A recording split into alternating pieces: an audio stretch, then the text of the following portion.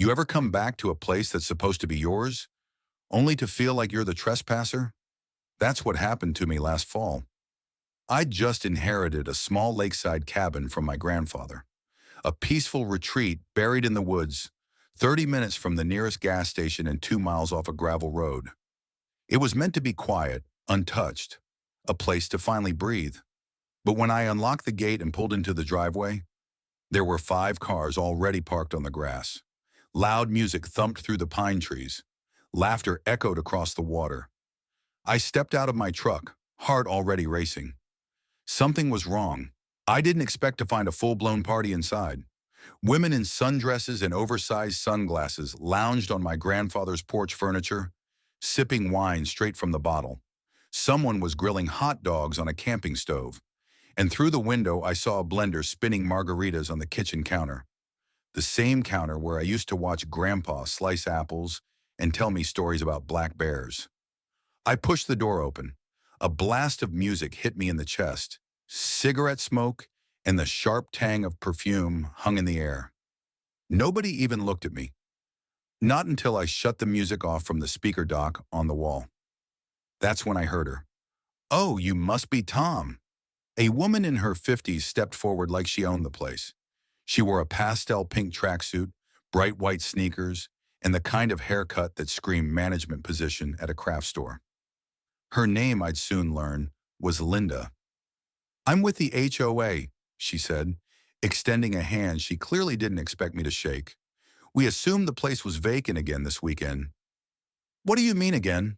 I asked, barely able to get the words out. "This is my cabin." She laughed. "Well, sure, technically, but no one's lived here full-time in years. It's sort of become a shared community asset." She smiled like she was offering me a fresh-baked cookie instead of trespassing in my dead grandfather's house. My voice dropped an octave. "Pack your things, all of you. You're leaving. Now." Another woman snorted from the hallway. Someone else muttered, "Ugh, men."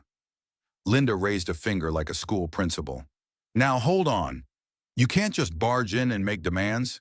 This falls under the HOA's Recreational Zoning Access Clause. Look it up." I stared at her, stunned. "There's no such clause. This cabin isn't part of any HOA." She tilted her head, as if I were the idiot. "Oh, sweetie, everything within Lake Pines Estates is part of the HOA. That includes your granddaddy's little shack." I wanted to throw something. Instead, I pulled out my phone and opened the scanned property deed. This land was never included in the HOA. My grandfather fought it when they tried to absorb his property. He kept it private. Linda didn't even glance at the screen. "I have the master key to every property in the neighborhood.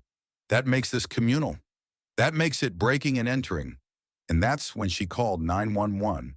I watched her do it, calm as anything. She walked onto the porch, phone to her ear, and said, "Yes, hello? There's a man here threatening us. He forced his way into our rented cabin. We're afraid for our safety."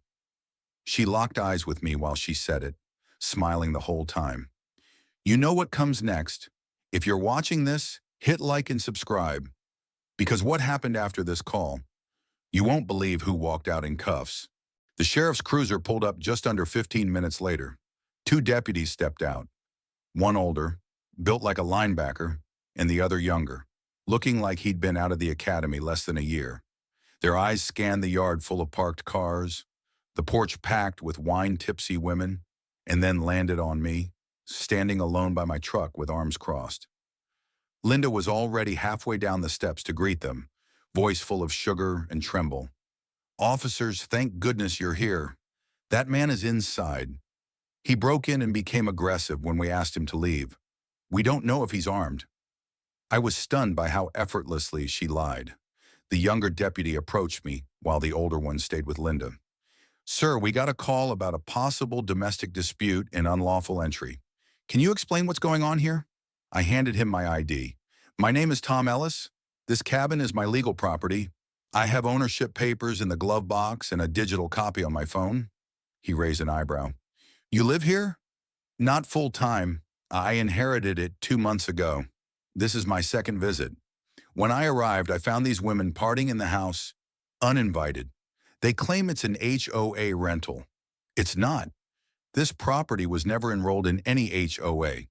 My grandfather refused every attempt to force inclusion. The deputy typed something into his tablet. You have proof? I pulled up the scan title transfer, the county parcel map, and even an old email from my grandfather's lawyer confirming the property's independence from HOA jurisdiction. Meanwhile, Linda was laying it on thick in the background, gesturing wildly, referencing her HOA master key, and talking about how he screamed at us, used threatening language. The older deputy frowned. Ma'am, you said you had a rental agreement. Well, not written per se, she admitted, but I'm on the HOA board. I have blanket access. You entered without the owner's knowledge or consent? Technically, but that's trespassing. The smile slipped from her face. Excuse me? I stepped forward. She also called in a false police report, said I was threatening her. I've been filming since I arrived. I turned my phone around and hit play. There was Linda on my porch, telling dispatch I broke in and was dangerous. My voice was calm in the background. No yelling, no threats, no aggression. The older deputy looked from the phone to Linda, then back to his partner. We're going to need to separate everyone for statements, he said quietly. But right now, ma'am, I'm going to need you to stay seated on the porch. Don't move. What? Are you kidding me? The other women were suddenly not so drunk anymore. One of them started whispering. Another picked up her purse. The mood had shifted completely. No more laughter, no more dancing, just cold realization. The older deputy radioed something in. Then he asked, Sir, do you want to press charges for unlawful entry? I didn't hesitate. Absolutely. Good, he nodded, because we're charging her either way for the false 911 call. Linda's voice jumped an octave. You can't be serious. I'm on the board. That's not a get-out-of-jail-free card, the deputy replied. It's just another charge if you abused your authority. By the time the second cruiser pulled up, Linda was screaming. Her friends were silent. The cops found a duffel bag full of half-drunk wine bottles in the master bedroom, muddy heels on the antique rug, and what looked like a broken drawer in my grandfather's desk. 3 women were cuffed. 2 others were cited and told to vacate the property immediately. Linda's last words before being driven off? This isn't over. You'll hear from my lawyer. I turned back to the deputy and smiled. Good, I'd love to show them the footage too. It took nearly an hour for the property to clear out. The last of Linda's guests shuffled to their cars without a word, faces flushed, heels in hand. One of them tried to mumble an apology on the way down the steps, but I didn't even look at her. I was too busy watching the taillights disappear down the dirt road. For the first time since I arrived, the cabin was quiet. The deputies stayed behind for a few minutes, documenting the damage. Nothing major, just small indignities. A shattered lamp, wine stains on the sofa, a chipped cabinet. Still, it made my chest tighten. My grandfather had kept this place pristine. Every creak in the floorboards had history. You got off lucky, the younger deputy said, jotting down his last note. Usually these HOA types are sneakier, but that lady, she came in like she owned the whole lake. She acted like this was her summer home, I muttered. She's got a reputation, the older one added. Been complaints about her for months. Turns out her authority was just a bunch of bluff. We'll file the charges and notify the county. If you hear from her again, call us directly. They left me with a police report and 2 case numbers. I stood there on the porch, surrounded by quiet pine trees and the fading warmth of a setting sun. For the first time all day, I sat down. The house smelled like lavender, cleaner, and charred hot dogs. I opened all the windows. I scrubbed the kitchen counters, dumped half-full glasses of wine into the sink, and changed the sheets in the guest room just to make sure nothing disgusting had happened in there. And then I did what I came to do.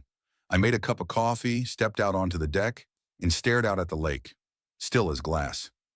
My phone buzzed. It was a message from someone on the HOA mailing list, a guy named Jake.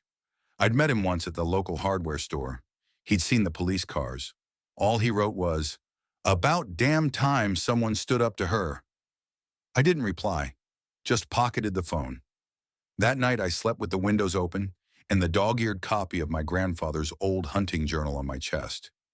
No nightmares, no knocking, no threats, just owls, just wind. But the story wasn't over, because 5 days later, a letter arrived, certified mail. It was from the county, and when I opened it, I had to read the first line 3 times before it sank in. Due to multiple violations and abuse of authority by current board members, the Lake Pines Estates Homeowners Association has been formally dissolved effective immediately. I sat down right there on the porch step and laughed, loud and long, until tears ran into my collar. Turns out Linda's call didn't just get her arrested, it got her fired. From everything. A week later, I returned to the cabin with a toolbox and a folded copy of the county's dissolution notice in my glove box. The wind had turned cooler.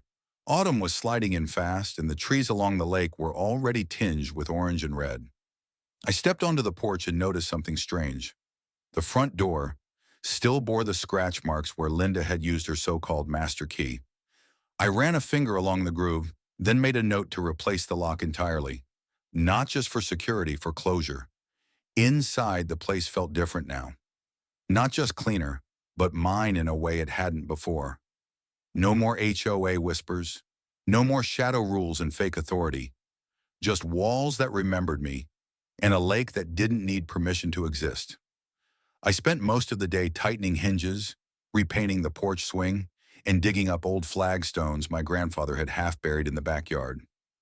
Around sunset, I found a box under the crawl space, one I hadn't seen before. Inside were photographs, some black and white, some faded with time. My grandfather in a fishing vest, grinning beside a string of trout. My grandmother in a wool coat, arms crossed, eyebrows raised like she was mid-lecture. Notes scribbled on the back of each photo. Dates, locations. Inside jokes in handwriting I could almost hear. There was a letter, too, folded carefully, yellowed and fragile. Tom, if you're reading this, it means I'm not around anymore to tell you how to handle trouble. And son, there's always going to be trouble. Don't let people take what's yours just because they speak louder or wear fake badges. This land's yours now. Not just the dirt and trees, but the quiet it gives you. Protect it. Live in it. Remember who you are when you're here. Love, Grandpa. I sat on the floor, the letter open in my lap, listening to the wind wrap around the cabin like a blanket. I didn't cry. I didn't need to. The silence said enough. That night I lit a fire in the old brick hearth and made dinner on the same stove Grandpa had used. Canned beans, black coffee, simple but honest. And then the phone rang, a number I didn't recognize. I almost let it go to voicemail. Almost, but something told me to answer. Tom Ellis? A sharp voice asked. Yes. This is Daniel Grove, attorney for Ms. Linda Stewart. Of course. She's preparing to file a civil suit against you for defamation, unlawful eviction, and emotional distress following the incident on October 3rd. I almost laughed. She was arrested for trespassing and filing a false police report. That may be, the voice said coldly, but she believes you publicly humiliated her and intends to seek damages. Great, I said, walking out onto the porch. Tell her I'll see her in court. Silence then. You're not taking this seriously. Oh, I am. I just don't scare easy, Mr. Grove, and I keep receipts. I hung up. The stars were out. Somewhere down the lake, a loon called out, its cry rippling over the water. I stood on the porch and breathed it all in.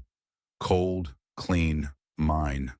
She could try whatever she wanted, but this time, I wasn't backing down.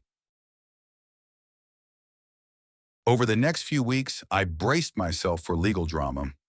I gathered every piece of documentation, the property deed, the recorded phone call, the security footage from a neighbor's trail cam that happened to catch Linda and her crew unloading wine crates from their trunks. I even printed screenshots of her HOA announcements, posted on a public Facebook group, where she talked about the cabin like it was an event venue. But then, nothing. No follow-up, no court summons, just silence. Until I ran into Jake again. the guy from the HOA list. He flagged me down in the hardware store parking lot, looking smug. "You hear what happened to Linda?" he asked, practically bouncing. "I was told she was lawyering up." Jake laughed. "Yeah, about that. Turns out she was bluffing again. She called up this fancy local attorney, Grove, trying to get him to sue you. But the moment he looked into it and saw the body cam footage from the deputies, he dropped her like a hot potato." I raised an eyebrow. "Body cam footage? Oh, yeah. Whole thing's public record now. People have been sharing it, especially that bit where she says, 'This is a communal asset,' and then gets cuffed 2 minutes later." He grinned. "She's gone full ghost mode since then. Deleted her socials, quit the garden club, even put her house up for sale." I blinked. "Wait, what?" "She's moving. Out of Lake Pines entirely. Word is the county slapped her with a hefty fine for HOA misuse and that false 911 stunt. Rumor says she tried to sue them next, but even her own lawyer laughed her out the door." I didn't know what to say. Relief didn't feel like the right word. It was heavier than that. Not satisfaction, not victory, just release. "She messed with the wrong guy," Jake added, clapping me on the shoulder. That weekend I went back to the cabin again. Not because I had to, but because I wanted to. It felt lighter. I mended the screen door, repaired the drawer Linda had broken. I even started sanding down the old canoe out back, the one I used to ride with Grandpa as a kid.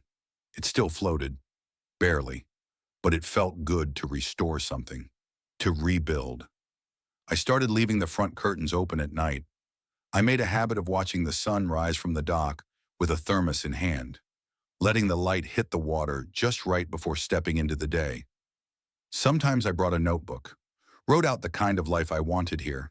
Not just weekends, seasons. A life without HOA drama, without fake power plays or paranoid phone calls. A life where I didn't have to prove I belonged in a space my family had always cared for. A life where the only Karen I had to deal with was a loon calling in the dark. You'd be amazed what happens when you stop backing down, when you claim what's yours, quietly but firmly. And if you're lucky, the noise stops, and all that's left is the sound of the wind in the trees and the memory of a man who taught you how to stand still when it matters most.